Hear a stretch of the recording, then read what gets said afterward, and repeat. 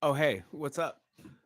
Welcome back. Welcome to the show. This is episode 3. This is episode 3 today.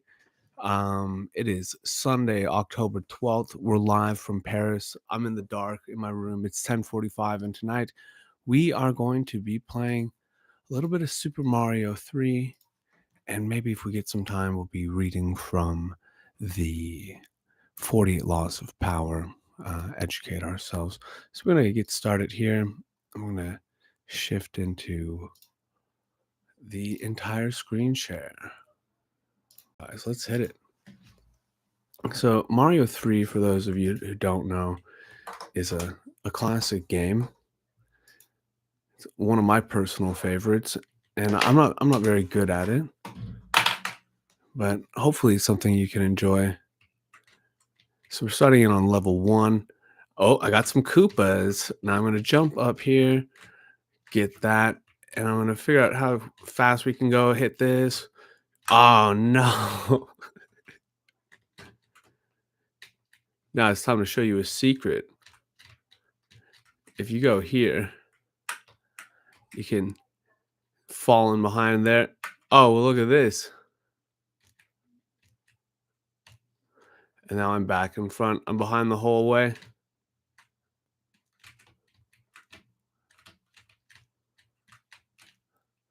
Oh, no, guys.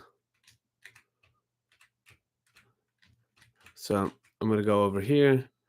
Now, I don't know what the purpose of this show is supposed to be.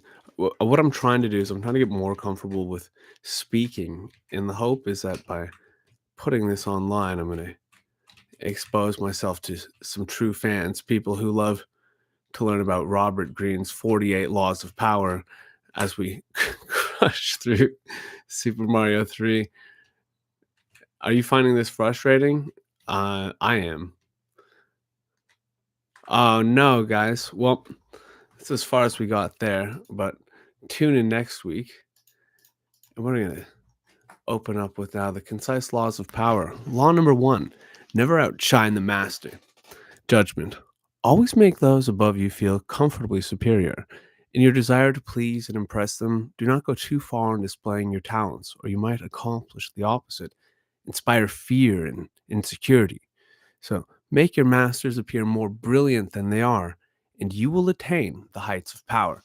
Now, I suppose you guys are my masters. I'm here speaking to the invisible audience. I think the average watch time of the last 2 episodes has been about 9 seconds. So that's pretty good. I figure 8 people watching for 9 seconds. We're almost up to 2 minutes. But, anyway, let's keep going. The keys to power. Everyone has insecurities. When you show yourself in the world and display your talents, you naturally stir up all kinds of resentment, envy, and other manifestations of insecurity. This is to be expected. I suppose you want some sort of interpretation, but the idea here, it's obvious. Hide your power level. Don't let people in on what you have to offer. I think no one wants to feel like they're in the room with someone who is smarter than them. But I suppose if it's talking about power dynamics, everyone has a master, and we often find ourselves in. I don't know what I'm talking about. I think it has to do with power dynamics in relationships. And if you're on the bottom, make it appear that you are remaining there, even if you're in the process of climbing your way up. Anyway, I don't know what I'm trying to do in this here live stream. We're 4 minutes in. My face is all red. I swear it's the light. It's not the seborrheic dermatitis. I've been going to the Catholic Church recently in the Alpha course. And basically, what you do in the Alpha course is you have dinner, and you sit there and you talk to people and you learn about sort of the entry into Christianity or into Catholicism specifically. And it's kind of funny.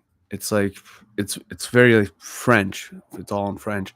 So you get wine served with the meal, and the food's quite good, and the people are generally casual, and they go outside and smoke cigarettes. They're not like a pious bunch. They don't sort of perform their religion in the way that I'm accustomed to in Canada in the general North American kind of Protestant idea that if we're people of faith, well, then we don't swear, we don't have bad habits. And I don't know.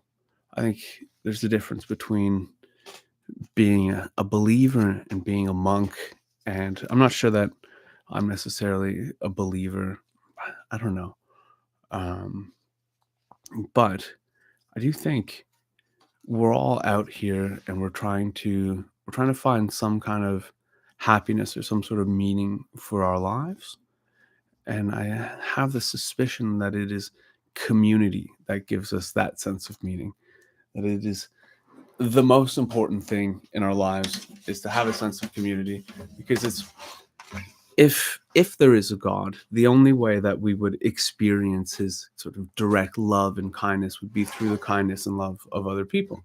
So without people, there's no God. Without God, there's no sense of people. I don't know.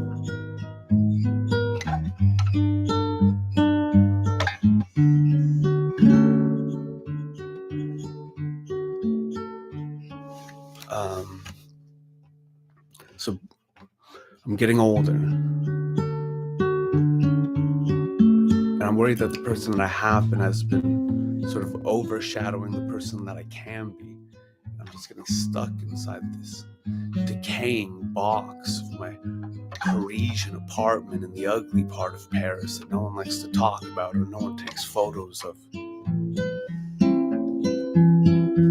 But here I am, and I'm trying to think of what I can do with my life and how I can be a better person or what my skill set is. And I thought, well, maybe I should record this, because Lord knows I'm bad at writing things down. And if I get just the odd stream of consciousness, I can run on a recording like this. And maybe one day in the future, people will look back and say, oh, that person spent a lot of time talking about how in the future they would be spoken about. So in the process of doing that, he had forgotten to say anything. Just an idea.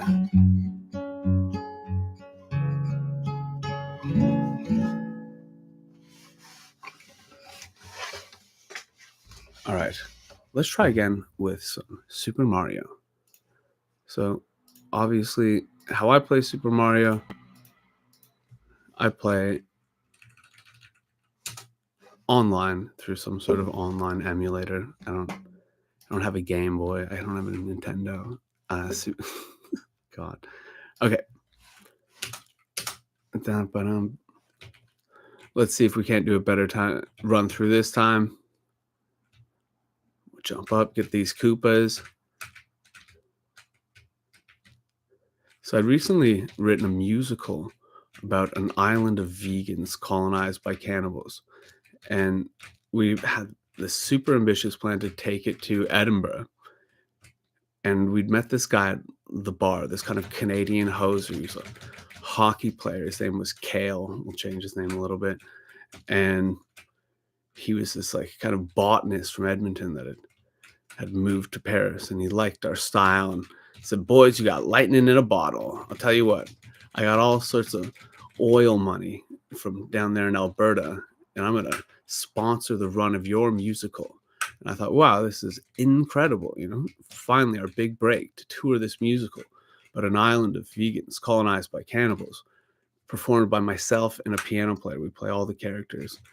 And anyway, long story short, he fell sick, or he said he was sick, but I'm not really sure if he was. He might have been. And he kind of lied about having the money. But by that time, I'd already told all the venues and signed rental agreements. And it was a big blow. The whole summer had been planned around it, and the thing fell through. And so we kind of put it on hold.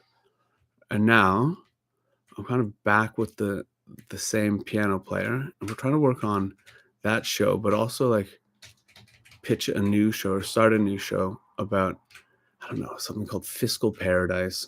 I don't know if it's any good yet, but the idea is like, is there some way through performance that you can simulate that religious experience, that sort of collective effervescence or the presence of the Holy Spirit? And can it be done through a stage show without it being like, I don't know what you'd say, explicitly religious, but rather like a simulation of the religious experience.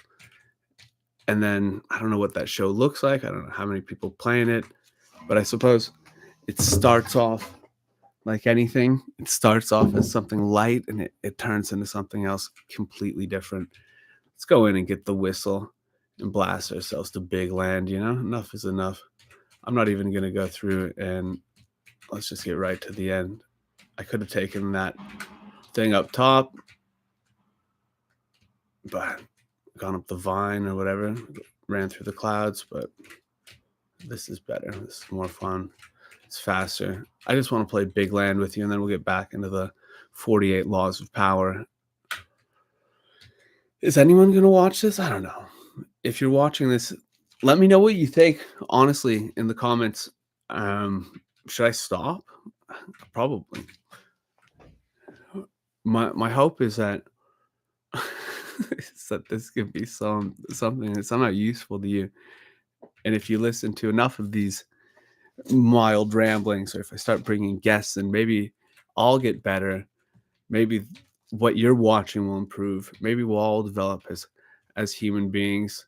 Let's just blow the whistle right now. I don't even need the second one. I just want to go straight to big land where we can feel small. Is big land? Oh shit. It's not. I don't think it is. I can't remember. I'm not a very good gamer. All right, let's see what we're looking at. Oh, it is big. It's big land. Thank goodness.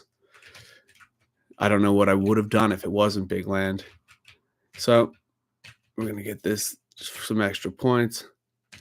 And let's just go through here and knock some of this stuff out. Ah, shucks. It's fine. We can pull another one from out here. And just, we're going to go up this part here. And if we get just down properly, I believe there's another kind of tube, little tunnel, little pipe we're going to go down. And how's my playing? Is it as good as you thought it would be? We can get a couple free lives here. Oh, shit. All right, hold on. No. Okay, so I didn't get both free lives, but I'm still moving on. We're going on. Sink down in here. It's going to be harder to have to just sort of freestyle this as we jump off into the abyss. Let's see what happens. Easy, good. Get another. Let's just get this one out of the way.